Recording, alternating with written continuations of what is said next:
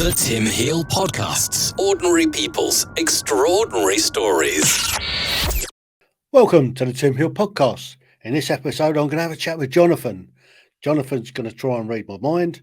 However, I'm going to try and read his. So, Jonathan, if you can tell me when and where you were born, and then if you can describe what it was like where you grew up, the schools you went to, and the education that you received. So, you're in the room. Outstanding. Welcome. Thank you for having me. Yes, let's see. I was born in January 28th, 1983, just outside Sacramento, California. Ooh. And I don't remember much of it because my family picked up and moved clear across the country to the mountains of North Carolina. They didn't leave you behind, did they? No, they probably tried. I probably made a fuss about it. But yeah, they moved when I was about 3-4 years old. So basically all of my memories start in North Carolina. And I've always really appreciated the schooling that I got because the elementary school that I went to, my grandma had gone from elementary school and graduated high school from that building. Wow. So it was really cool to be able to go to that same building while she was still alive and go kindergarten through 6th grade. And the way that I got bribed into wanting to go to school was every kindergartner got a chicken. Welcome to North Carolina. Wow. So the kindergarten class, they had eggs under the incubator, and then we would all watch the eggs hatch, and then each kid got to take one of those baby chicks home and then raised the baby chick from day one. That was your chicken. I can see something something just sprung to mind. Like Yeah. kids chasing around the playground after their chickens. Yep, exactly.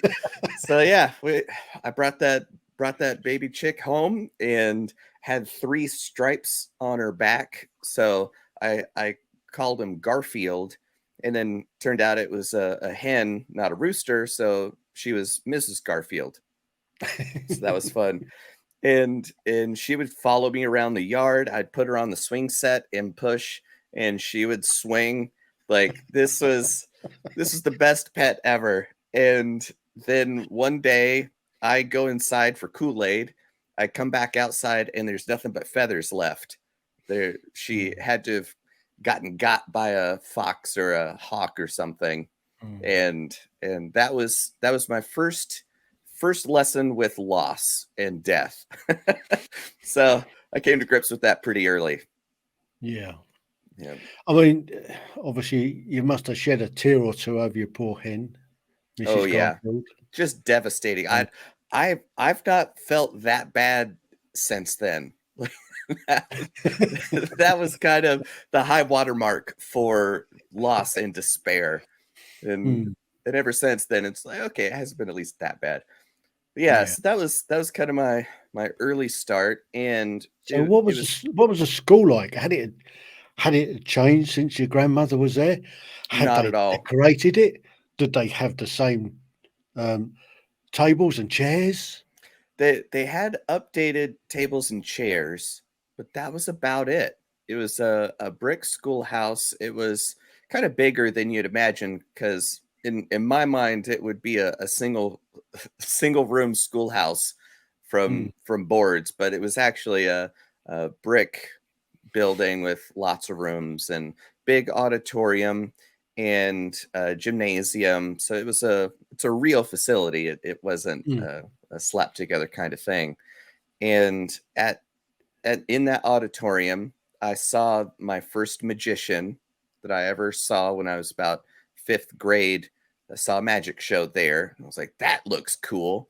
And yeah, it was just a lot of fun. And some of the same teachers that were there early on with my uncles were still there for me at the back end of their career. So it was just Wow. kind of neat to go to the same building that my grandma went to and the same school with some of the same teachers that my uncles went to way back in the day. So it was just a really, really cool kind of legacy that Mm. I don't think a lot of other people get to experience nowadays. So that was No. really, really something else. And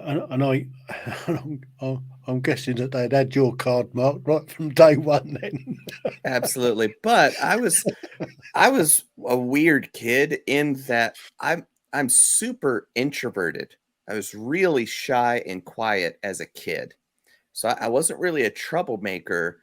I was too smart for my own good and I would get bored quickly, but I wasn't naturally a class clown or acting up to get attention. That wasn't my style.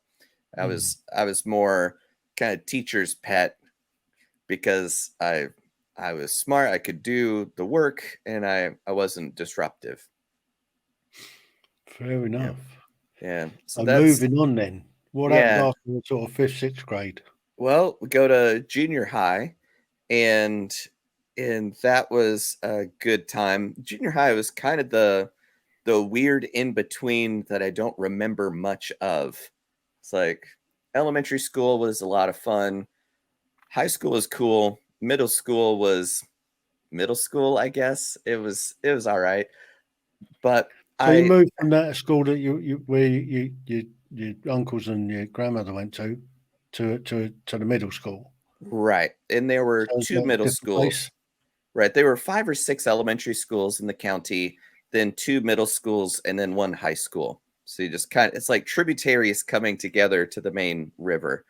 Mm. And I went to west, and east was the enemy. So there's a very clear west side, east side rivalry going on. So it was the Titans was the high school, and I don't even remember what the junior high Not the Sharks and the was. Jets then. Yeah, no switchblades, although, that would have been great. That would have been a lot more exciting, than snapping fingers. Just stab somebody. Yeah, so junior high was fun. I spent a lot of time we would have outdoor recess in the south parking lot. So that was kind of weird. Just like, here, go play on pavement. Okay. And yeah, so I'm really trying to think anything remarkable there. Not really. There was one day in the algebra class where we had civil engineer come in to talk about traffic lights. And that was to show us algebra. It goes, okay, you've got X number of cars at this intersection.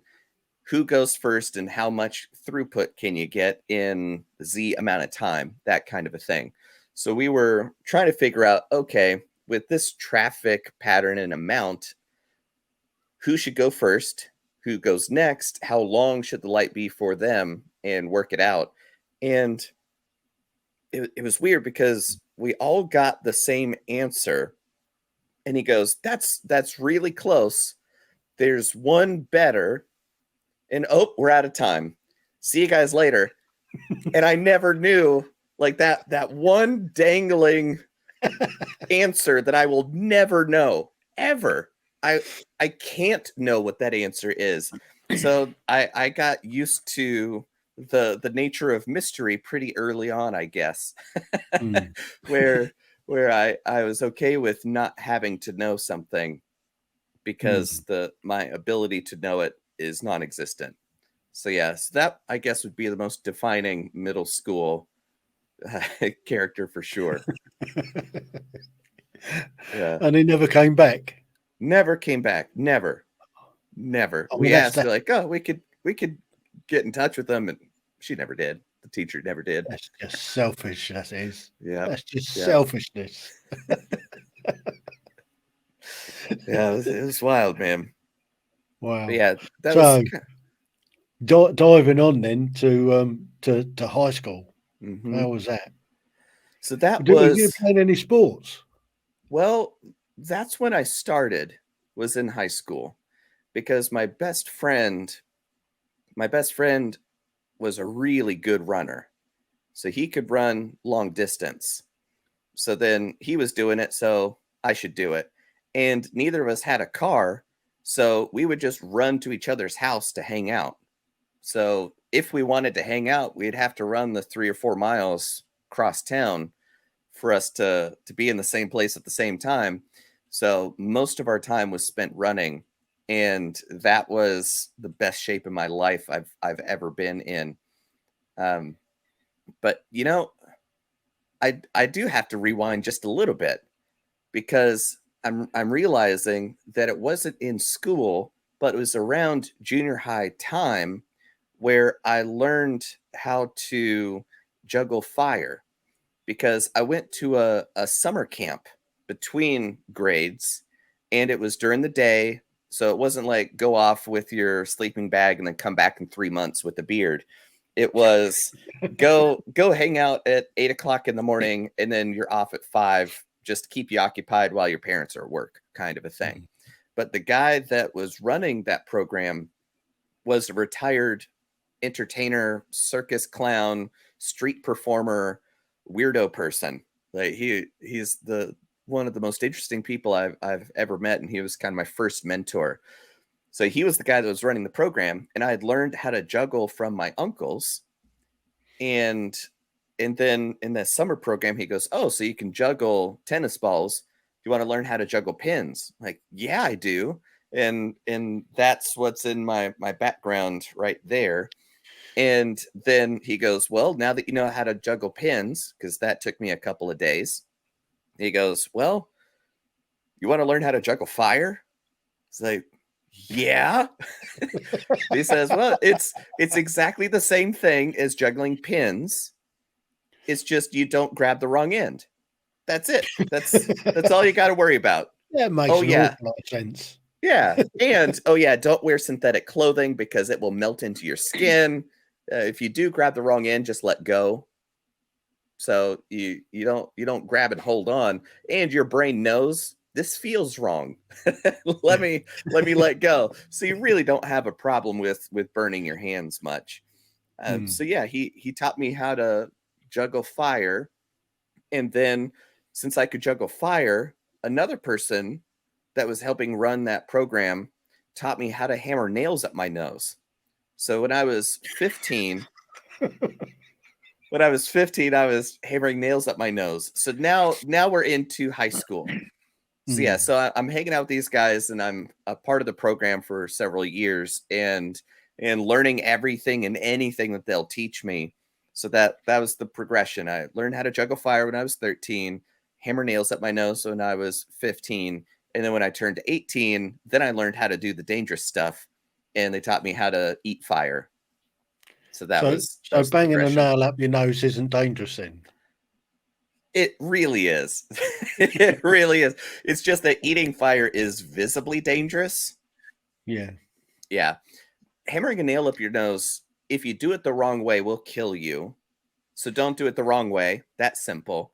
But Yeah. it's also dangerous if there's anybody close to you, because if they want to touch it and they don't understand how really dangerous this situation is, Mm. if they boop it a little too hard because they think it's a trick, well, Yeah. you just gave yourself a lobotomy. That's not good. So it's not so Makes your much eyes that, cross. right, exactly. So it's not that it's going to be dangerous because it's a very sensitive part of your body. Like you're not going Yeah. to oops this part, right? It's that other people make it more dangerous, and that's why it's dangerous. But for you, yeah, it's really It's okay. uncomfortable. It's Yeah. strange. It is a very weird sensation, Well, it's a but bit you like get used to sticking it. your finger up your nose, isn't it? You know, when you get that far up, Right, it right, makes your eyes go exactly. funny. Yep. I love that. I love that. But that's that's another detail. That's how you do it wrong, is if you go straight up, that's how you Yeah. kill yourself. you go straight back into your sinuses, and then you kill yourself as your sinuses turn into the back of your throat. The nail keeps going, and now it's maybe an inch away from your spinal cord. So that's why it's such a delicate situation that you're putting yourself into, right? So middle school, this is what I was doing. Well. Yeah, so yeah. That was always the joke. Be like, don't make me laugh, don't make me sneeze. I'll nail your foot to the floor, right? And so this was the time where I was really starting to come out of my shell doing magic tricks, because in middle school, I did a trick where I would have somebody take a card from the deck, put it back in, shuffle it up, put a rubber band on it, and then throw it as hard as I could in the gymnasium. And then the deck would almost get to the ceiling, but it would hit the wall maybe 3 feet from the ceiling, and their card would stick to the wall. And they kept that there for at least 10 years. Like they painted around the card because they were like, this is interesting. This is interesting enough to keep. So that became part of the folklore of the middle school. So that was fun. And I won my 9th grade talent show. And 9th grade was still in middle school. So it was kindergarten through 6 was elementary school. 7, 8, 9 was middle. And then 10 through 12 was high school.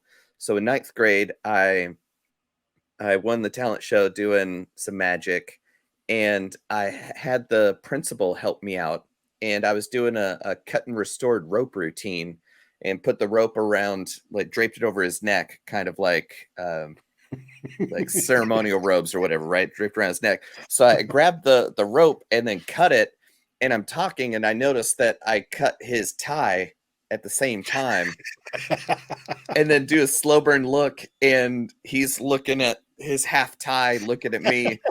The whole place is going crazy.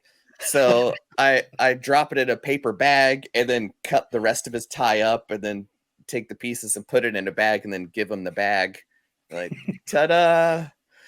And then wave my hands, snap my fingers, open the bag up, and the rope and the tie are restored. Thank you so much. And everybody's minds are melting out of their face. So yeah, that was a lot of fun. Yeah. So then that cemented my my place in the world as the weird kid that does magic. Wicked. Yep. Yeah. And then summertime, I got invited to a birthday party at a pool. And I thought it would be a great idea to show up with a chain and locks, and then have somebody chain my arms together and then throw me in the deep end of the pool. So, your normal teenage stuff. As you do, As you do. What else would you do? Yep. So that was fun. I could swim, kind of. Not very bright. Thrown in the deep end without being chained up. Yeah. That alone was challenging enough, but I'm very smart and stupid at the same time. I like to think of it as high amplitude intelligence, because my smart is really smart and my stupid's real stupid, and that is where those two come together. Like, oh, you can't swim all that well. Let's chain them up with heavy chains and then throw them in the deep end. That'll be great. Yeah. And now that I'm older, what were the parents thinking? Like, some 14-year-old kid says, sure, I can't swim all that well, but sure, chain me up and throw me in the deep end. What were they smoking? Like, what? They're just horrific parents, and I hope to be just like them. So did you survive? I did survive. I was able to get dragged out. No, nobody had to save me. I escaped early enough and was able to kick off the bottom to come up to the top. That everything was fine. How did you get your chains back? I did. I could dive down to the bottom and get those. I didn't really get invited to many parties though. So I don't. Surprised. Yeah, I don't. It wasn't quite the social win that I thought it would be. So yeah, so all of my junior high interesting time happened outside of classroom hours. So basically I spent, as you could probably tell, I spent all of my time thinking about stuff I would be doing outside of class. So Yeah. how did you actually do in class?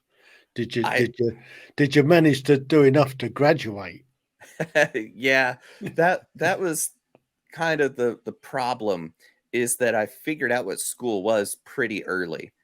That these people just want me to say some things, and as long as I can say them, I get good grades. Okay, cool. So I got really good at knowing how to study for standardized tests, and some classes the tests would only come from the worksheets.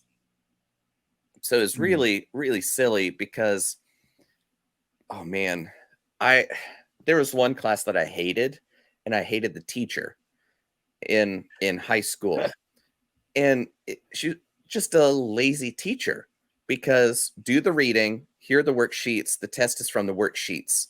Like absolutely no inspiration, no bringing the topic alive, nothing. It was just, here are the same worksheets that I've probably been using since the 70s, that kind of thing. So I'm proud of it, and I'm not proud of it, but I'm proud of it. That my friend and I, who were fantastic runners, he and I would grade each other's papers. So we wouldn't even fill them in. And then as each of the students would be asked to answer the questions on the worksheets to test, well, eventually you get around to us, and now we've got a 1 in 4 chance of being right.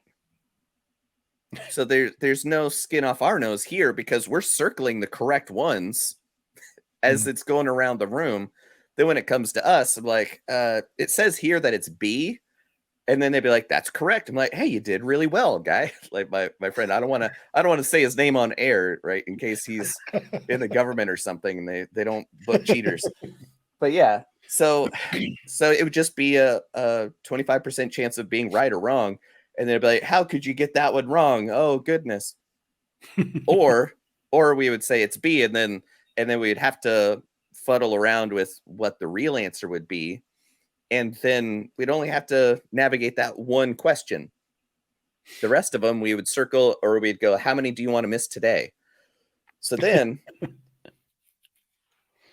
so that was how the worksheets worked in our daily like grades, but then the tests came from the worksheets. But here's the weird thing: recognition is a lot easier than recall. And that's a lesson that I've put into kind of my memory book, the much later, is that it's easier to recognize that you've seen something before, more so than it would be to recall the correct answer. So what you do is you look at the question and only at the correct answer. Then you look at the next question and you only look at the correct answer. And that's how you study for the exam. You're not even remembering the information so much as just kind of locking in, I've seen this before. So now when you're taking the test that is full of nothing but questions from the worksheets, you see a question and only one of the answers will even vaguely smell familiar. And then you go, I guess that one's B. C looks familiar. And that's how you get perfect scores. You don't even need to know any of it. You're just recognizing the correct answer. That's what I'm saying. Like, I'm not proud of it, but I'm also proud of it. Yeah. So when you understand how the system works, then you can go, oh, okay, I get it. So I was sometimes too smart for my own good to see through the system and then game the system, rather than learning the lesson the teachers thought the system was set up to deliver. Because I was learning a lot, just not about their subject. I was learning about government institutions, really. Excellent. Yeah. So you graduated high school with, I suppose, acceptable results. I did, and mainly that was the result of my debate teacher, Mr. Yetzi. He's still alive. He's fantastic. He taught some of my uncles as well. So I got that kind of flavor back in high school. But he's the single person who I can point to who said, "I'm not here to teach you what to think. I'm here to teach you how to think." And we just had debates. We learned rhetoric, how to present in front of an audience. I went to competitive debate tournaments on the weekends because that's the kind of nerd that I am. I thought that was a great way to spend my time. But from my performing, I knew that being in front of an audience is really difficult. And it was still a struggle for me because I was shy. My hands would shake and it wasn't great. So I knew I need to know how to be in front of people doing a difficult thing. And debate was the cure. So I spent most of my time doing that because in high school I'd played saxophone in the band. And then when I get to high school, it was like, well, do I either keep doing band or do I do debate? And that was an easy choice for me, debate. So that was my single elective that I took every single semester in high school. So I learned the most about the skills that have done me well since then in debate class. So I graduate and I wind up going to college in Kentucky in a school called Berea College. Either you've never heard of it or you've heard of it and you go, oh my goodness, that's the best school ever, because it's designed for poor Appalachian kids who wouldn't be able to go to school otherwise. And your parents have to make under a certain amount of money to even be able to apply. So if you're a really smart and really poor kid in the mountains of North Carolina, that's a really good school for you to get into. And everybody that gets in gets a full tuition scholarship, but you have to work for the college. So at this point, I've got shiny blue hair. I'm skateboarding. And now I'm working with the maintenance crew of the college in Kentucky, which is a whole bunch of just good old boys that hunt and fish on the weekends. And now they're dealing with a blue-haired skater. It was a really interesting culture clash. And they responded well to the magic. So I would do magic tricks, and they were like, "Oh, that one was great, Magic Man. That is a really good trick. You know, if you want to take off for the rest of the afternoon, you sure can." So I learned a bunch of cool trade craft stuff, like how to fix a washer and dryer, how to clean out a drain, how to fix a shower head, like all the stuff that you would want to know. I learned working in college, working with Kentucky good old boys. Like one guy would. Did you learn how to set up a still? Actually, we talked about it. Never got to get hands-on training with it, but absolutely more than one of those guys had firsthand experience with making that happen. So yeah, I've got the old timers ways deep in my bones from that. So in college, I was studying art. That was what I always wanted to do since kindergarten. I was always drawing, and I love comic books and Transformers and G.I. Joes. So I was always tracing and trying to draw the cool characters. And then turns out in college, there's no degree for comic book drawing. So I went into painting instead. And that was my emphasis. Even though it was a liberal arts college, you had to take a little bit of everything. And it was there that I met my other mentor, James Randi, who was at the time basically world famous for being a critical thinker, because he was in his heyday one of the most famous magicians on the planet. Like he would hang upside down from helicopters and escape from straitjackets. And he was on the TV show Happy Days. And he was so famous as the celebrity guest that it was a 2-part episode. So they had him for episode 1, episode 2. So he was from the world of showbiz and magic. So a lot of the magicians that you would recognize got their start working with Randy, right? Like Randy introduced Penn and Teller to each other. So and Chris Angel, Randy gave him the name Chris Angel. So it was really cool that he came to the college. And from my time, like most of my magic training came from the library in my hometown. So I would just hang out there for a couple hours until mom was off of work, and then she'd come pick me up and then take me home. But I would just spend hours reading magic books from the 40s and 50s. So everything that I was doing, I learned from a book that I taught myself. Then I had kind of known about him from some of the more recent magic books and that kind of thing. So then I was like, I have to meet this guy. I have to. So then I cut class for 2 days to hang out with him. And we hit it off. And I just had enough gumption to go, hey, I know that you've got a foundation where you are running $1 million challenge to anybody who claims to have genuine psychic powers. If you need help organizing paperwork, if you need somebody to sweep the place, I'm sure that I could work the system, write an independent study to get college credit and therefore college funding for it. It wouldn't cost you much.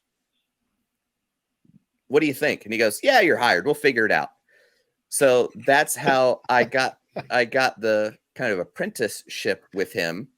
So every summer I would leave Kentucky. I would go down to Fort Lauderdale, like 2 miles off the beach, and then hang out with Randy and talk shop all day, every day. We would have breakfast and lunch together.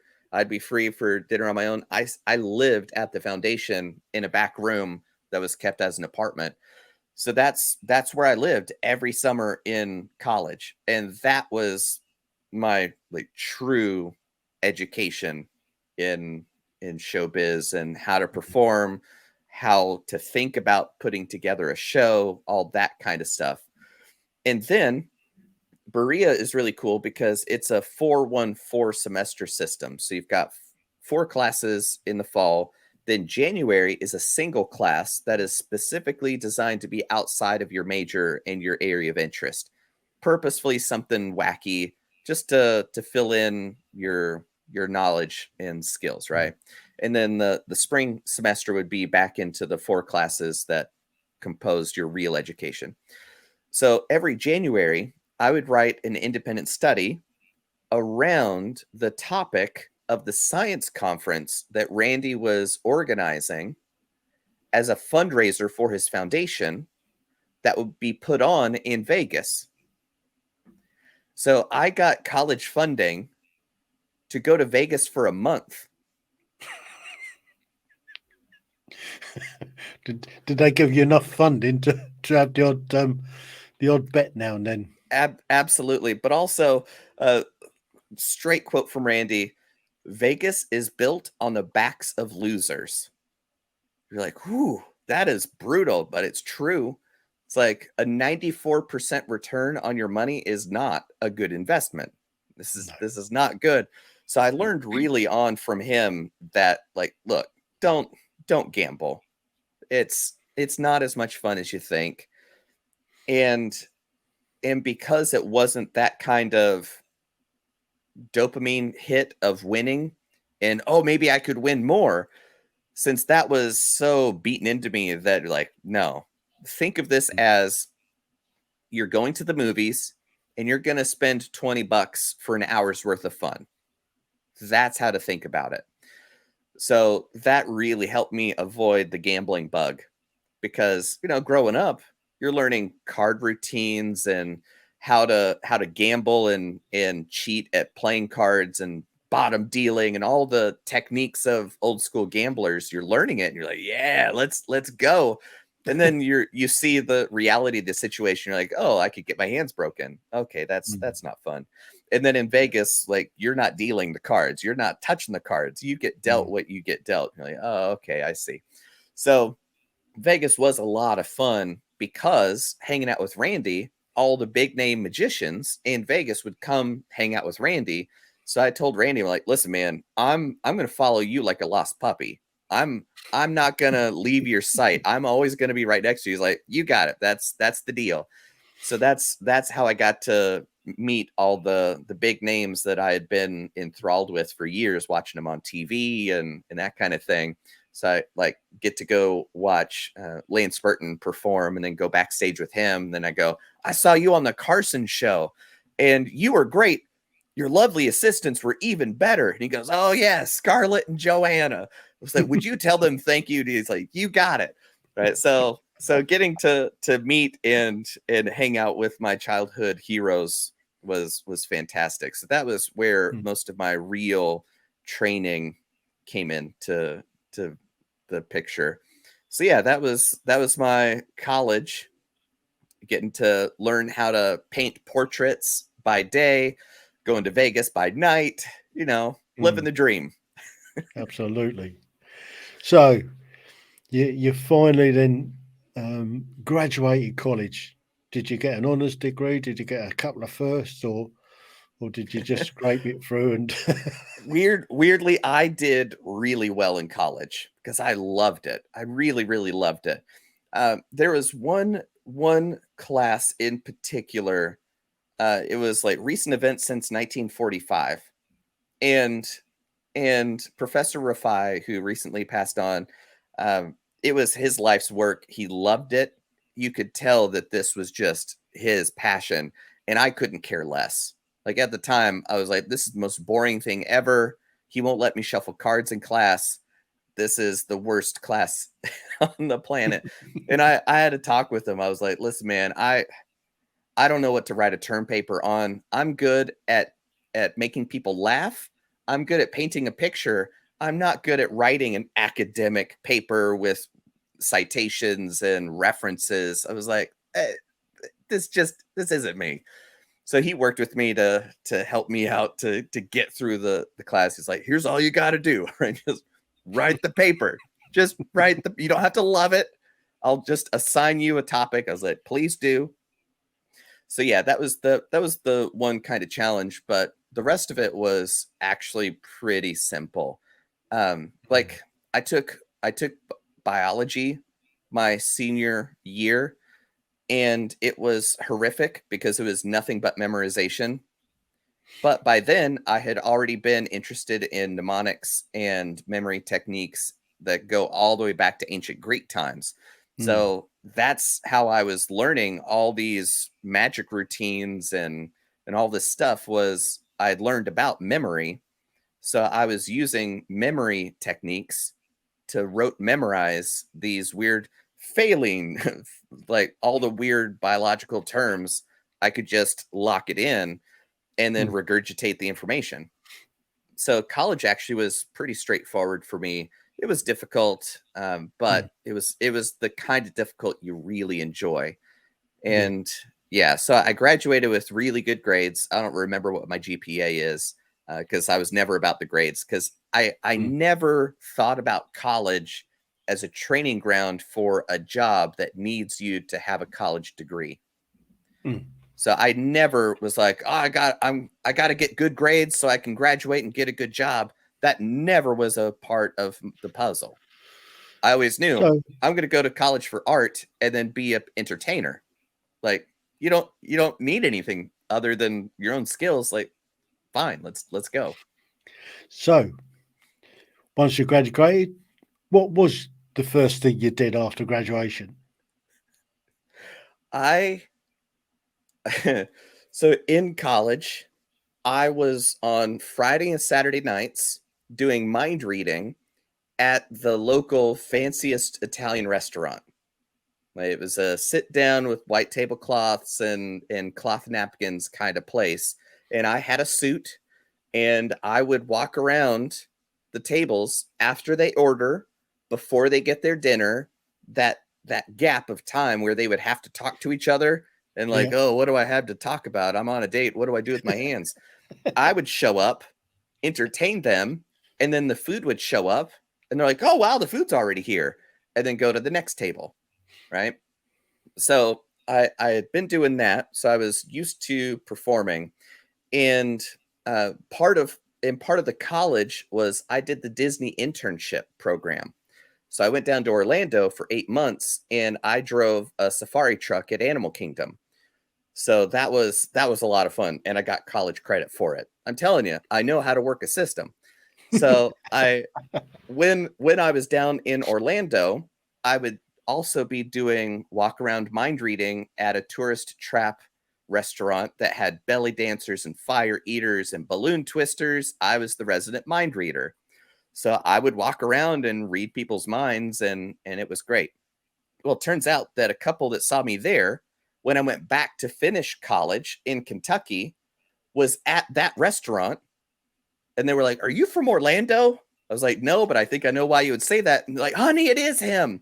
So that was like 8 months later, 5 states between. They were like, "That guy."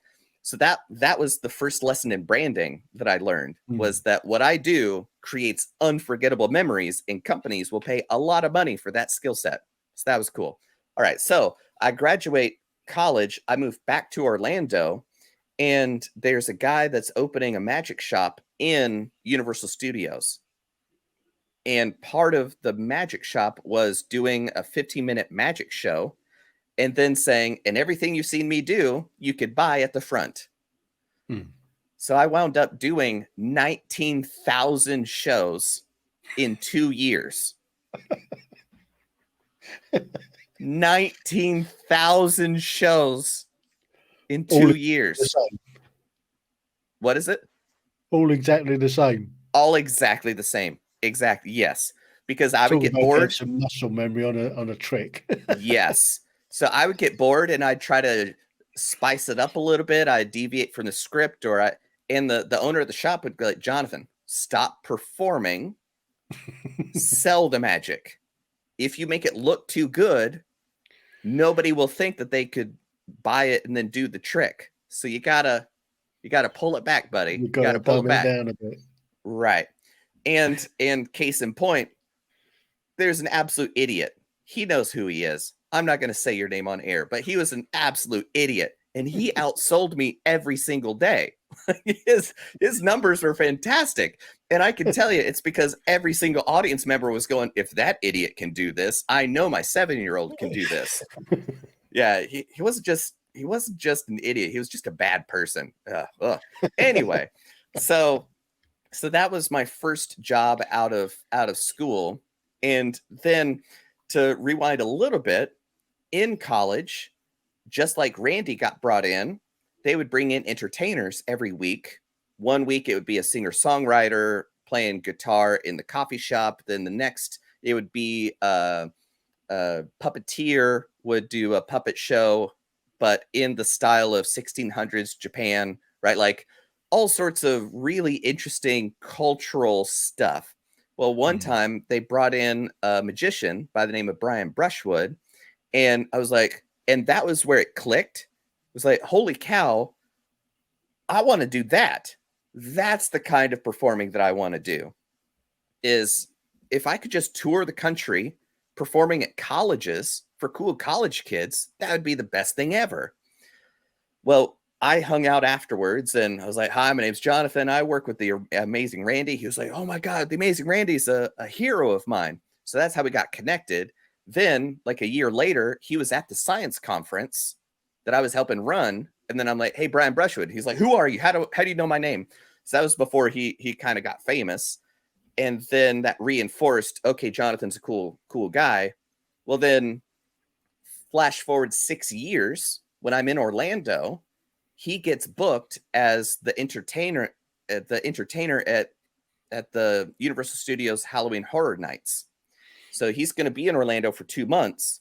And he goes, "Hey, Jonathan, do you want to be my tour manager for this year? Because if you're my tour manager and we're in Orlando for 2 months, I don't need to pay for a hotel room because you already live there. So I'm going to save a lot of money having you as my tour manager." Whatever it takes, man, whatever it takes. And the deal was, I know you're not going to pay me a lot of money, but I'm going to ask you anything and everything I can think of and you'll have to answer it. And he goes, sold, let's go. So I opened for him.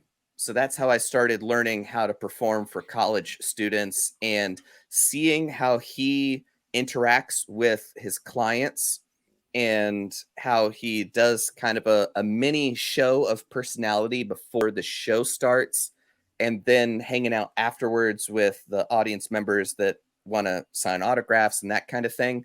So just seeing his whole operation, start to finish, top to back, front to sideways, that was my training on how to make a living as a performer.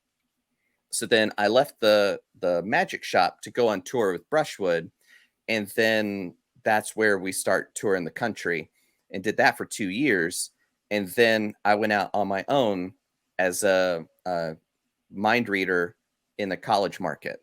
So I started doing my own full 70-minute mind reading show at colleges, and had a college agent that I had met like 2 or 3 years before and seen at every conference, and then let her know, hey, I'm out on my own by now. If you need a mind reader, she's like, I actually do. Come on board. And now we've been working together for 15 years or so. Yeah. So that was it. Rapidly towards up to date. Right. And a lot of that. So working with her, my agent for colleges, got me to entertain the troops stationed overseas in South Korea. So I got to do basically a USO tour for the troops over there, and all that kind of stuff. And doing my own college show, I always make time to sign autographs afterwards. It makes me feel like a rock star, sure, but it also, I remember being that kid in line waiting on Brushwood because I've never met anybody like this before. So I would sign autographs, sign posters, sign books, that kind of thing. And then these kids would go, how do you do what you do? Like, I can't even imagine doing what you do for a living. And I've thought about it as kind of like 2 layers. One, they don't understand how the mind reading stuff works.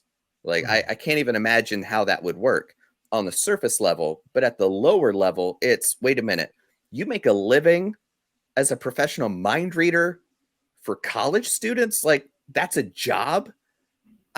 What? Right? Because most of them have that, I got to get good grades to go to a good college to get a good job to retire with a good pension, right? So that's their whole life track that they've been taught and told and believed in since day one. And here I come, just this weirdo comet streaking through their universe. And they're like, what is that? Right? So I talked to these college kids afterwards, and they were like, well, it's easy for you because you're so confident and outgoing. Like, not really. I'm actually really shy. Back in the day, I'd be too shy to even ask for ketchup at a restaurant. It's like, no, I'm like you, right? So helping them demystify the cult of magic, that you've got to be born special. It's easy for you because insert excuse here, all that kind of stuff. So then I've been on tour for about 3 years, and I start getting emails from college kids going, hey, I don't know if you remember me or not, but you came to my school in Peoria and you talked to me after a show. It blew my mind, and I made a whole bunch of changes, and it's awesome. Thank you so much. I just had to let you know. And that was the first glimpse that, like, oh, the way I think about things isn't so normal, and it has value for people. So I put it all into a book, and then that's why I wrote a book. And then as I'm learning how to be a better business person, I'm looking into business training and business books, and all these authors are talking about, I understand the psychology of business, of sales, of marketing, of negotiations. And I'm like, wait a minute, you're just using stories that you made up to talk about somebody that you don't know to communicate a point, that I use those principles in real time with strangers to make them look like $1 million. I know this better than you. I'm going to eat your lunch. And then that's when I started shifting to corporate training, because to me, helping a business is one of the most ethical ways to make the world a better place, because a business is a sustainable approach to making the world a better place. If it's profitable, it can continue. Sure, I could give you all the money that I have and I help you. That doesn't help me. And now I can't help anybody else.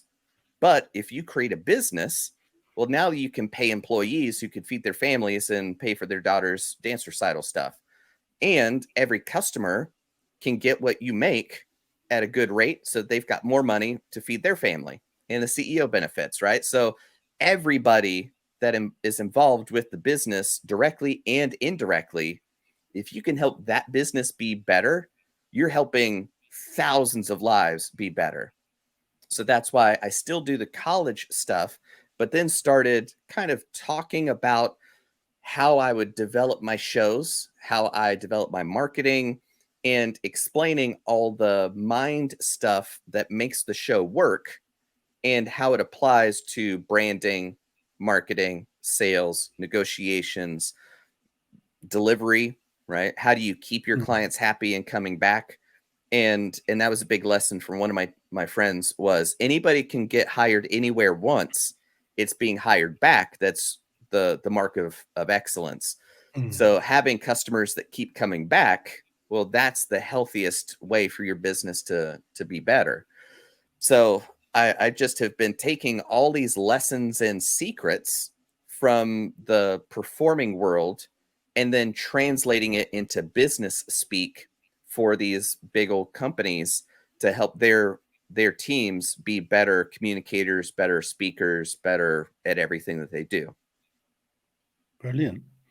Yeah. Just want to take you back a little bit. You said you did some CEO overseas tours for veteran or for the military. Yeah. So, yeah. You said you went to Korea. I mean, Yeah. obviously that 49 parallel setup is still there. Yep. Which I got to see. That's a big American. It's a UN operation, isn't it? Mm-hmm. Yeah. It's yeah. on the UN. DMZ. So Americans, Yeah. Americans DMZ was fun. Getting a blue berry for that, Yep. and the UN medal for that. I mean, years ago, the Brits were on that as well, but a long time ago we stopped doing it. When I was in training, one of the corporals, he'd done the UN Korean trip Wow. operation. Yeah. So, what other shows did you go and do? Where else did you manage to get to, or is that just the one-off? Yeah, I was in South Korea for about 2 weeks, and I did 14 shows at, I think, 12 bases. So I did 2 shows at the same base twice. So I was in Seoul. So they put me up in Seoul. Thank you, taxpayers. That was great. And then I would have a driver. It was a tour bus just for me. So I had a driver and the guy that would set up the sound system and me in a whole tour bus. So it's really, really weird. So they'd roll up at the morning.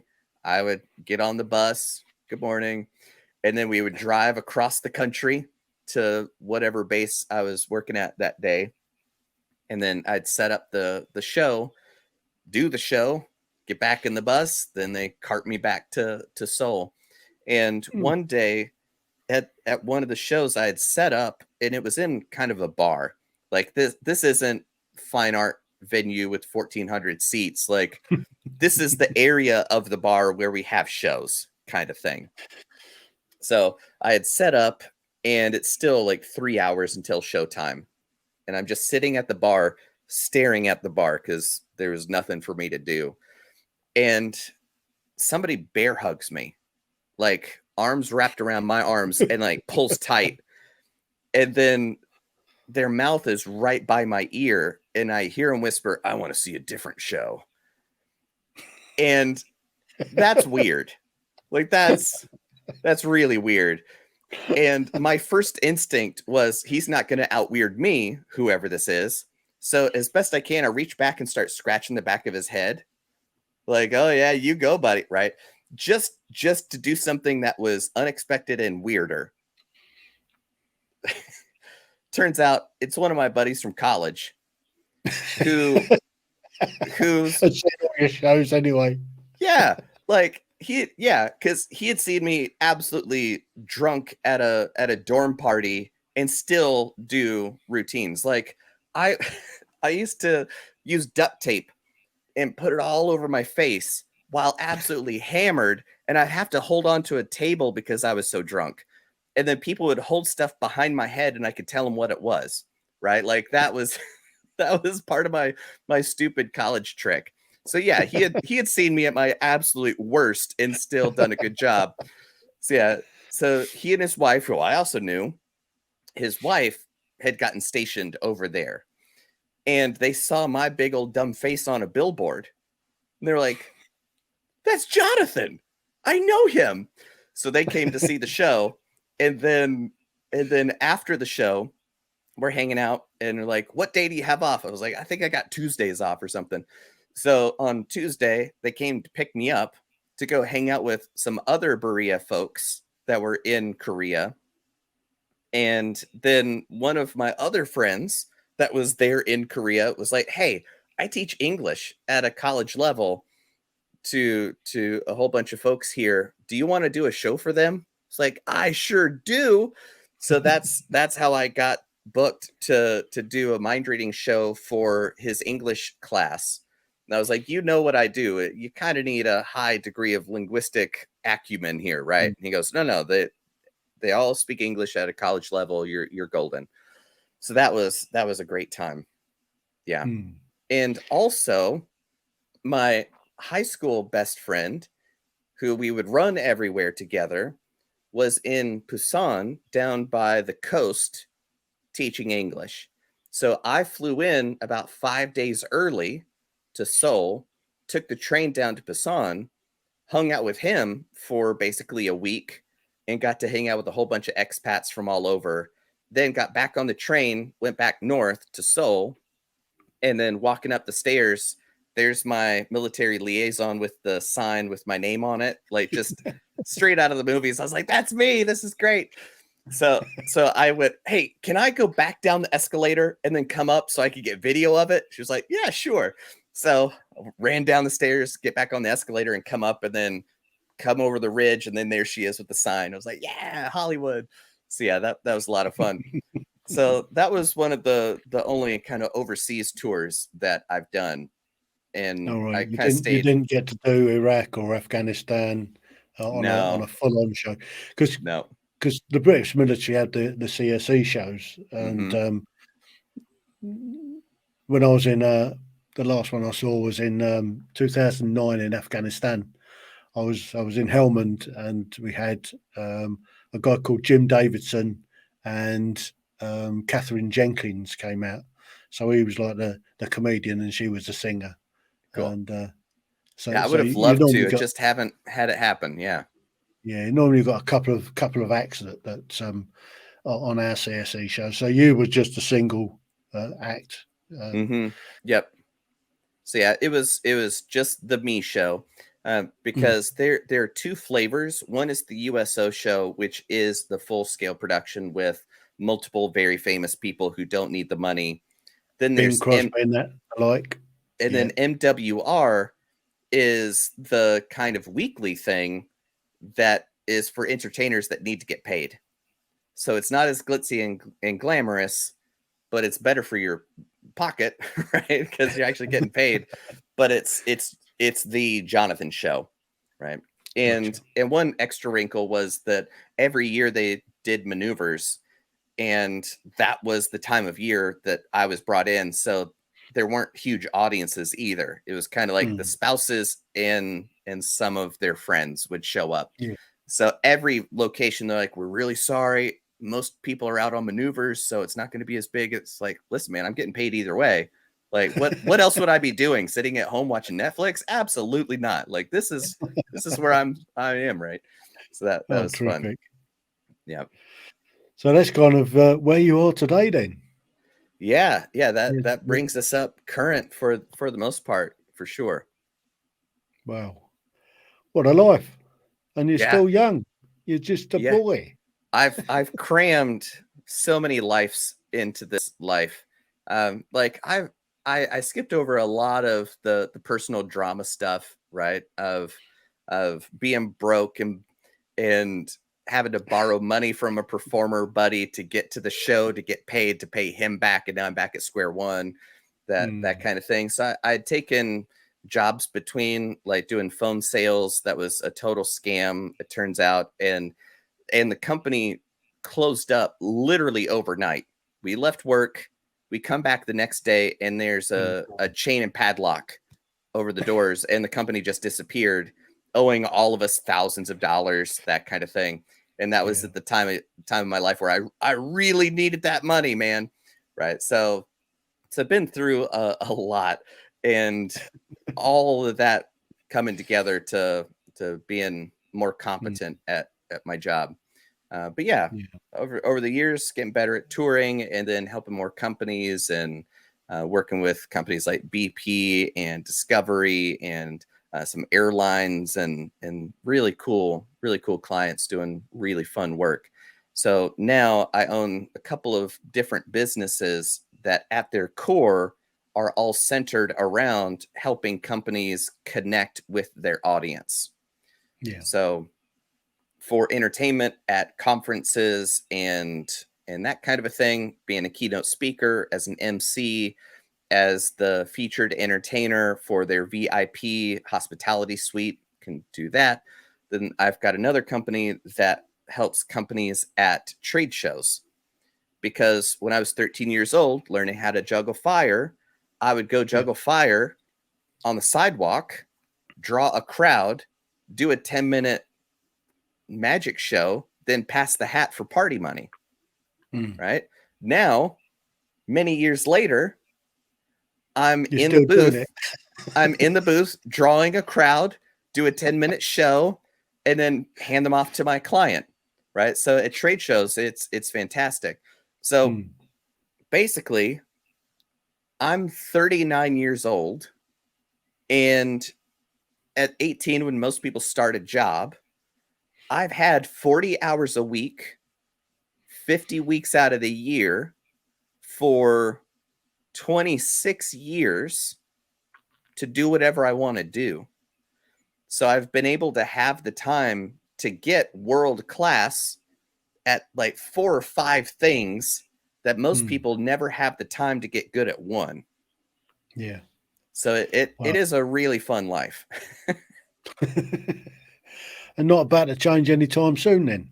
Yeah, no, I plan on dying on stage. I know that's going to traumatize my audience, but it's how I want to go. So yeah, there's no retirement in my future.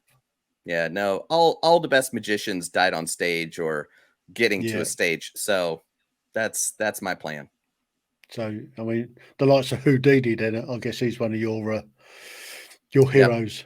Yeah, and also because Randy was going by the Houdini playbook, just straight out of Houdini's playbook, and then trying to one up it. It was like, all right, you'll get in a milk can, well, I'll hang upside down from a helicopter and escape from a straitjacket, right? So yeah, Houdini was strong from Randy's playbook, and on my background right there is a lock and key set that I got from Randy. So yeah, so strong roots in the Houdini tradition. Fantastic. Well, Jonathan, I've really, really enjoyed this last hour. It's been terrific. Well, thank you very much. It's an honor to be able to kind of share the story behind the razzle dazzle of what I do, because most of the time people want to know about, all right, so you're on stage, what's that like, being in front of a large audience? So it's really cool for me to be able to tell the story of how I got there. So thank you. Yeah, I think that's really important, actually, to put that story down, because 100 years time, when somebody will look back and say, Jonathan Pritchard, he was a magician at the time, well, how did he get there? And this is the story of how you got to being. That's it. Grow up weird, reading books, and that's it. Yeah. Brilliant. Thank you very much. My pleasure. Thank you. The Tim Heale Podcasts. Ordinary people's extraordinary stories.